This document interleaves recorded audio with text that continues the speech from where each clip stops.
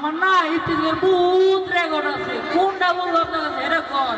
তাহলে শোনেন, একদিন আমি এক গার্লস স্কুলের জন্য দাঁড়াইছিলাম, কখন ঘন্টা পরবো আর কখন যে সুন্দরী মেয়েরা বাইরে আসবো, আর ঘন্টা পরে না পরে না পরে না, অবশেষে ঘন্টা পড়লো, সব সুন্দরী মেয়েরা লাইন দিয়ে বেরিয়ে এলো, সেখান থেকে খুবই সুন্দর একটা মেয়ে আমার নজরে পড়লো।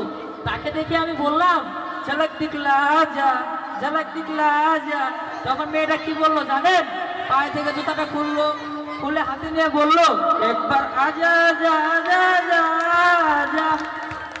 তাহলে শোনেন, আমার না আরো বহুত রেকর্ড আছে, কোনটা থেকে কোনটা বলবো শোনেন। একদিন আমি 102 মেয়ের পিছু নিয়েছিলাম, পিছু নিতে নিতে বলছিলাম, চুমকি চলেছে একা পথে, সঙ্গী হলে দোষ কিটাতে। তখন মেয়েটা বললো, পেছনে আমার মা আছে। আমি বললাম, পেছনে না, তোমার মায়ের পিছনে আমার বাবা আছে। কোনটা বলবো মানে বলেন না কেন? অনেক আছে এরকম।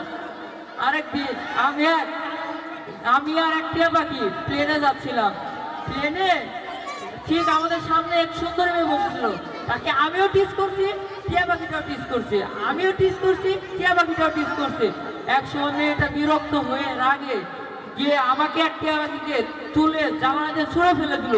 আমি পড়ে যাচ্ছিলাম, টিয়া পাখিটা উঠতে উঠতে আমার কাছে এসে বললো, কিরে শালা উঠতে পারো না তো, টিস করতে আইছিস কেন?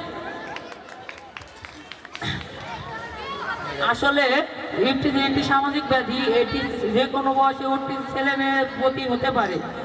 আসুন আজকে আমরা শপথ করি যে আজ থেকে আমরা ইফতিজিং থেকে দূরে থাকবো এবং ইফতিজারকে আইনের হাতে তুলে দেবো। আসসালামু আলাইকুম।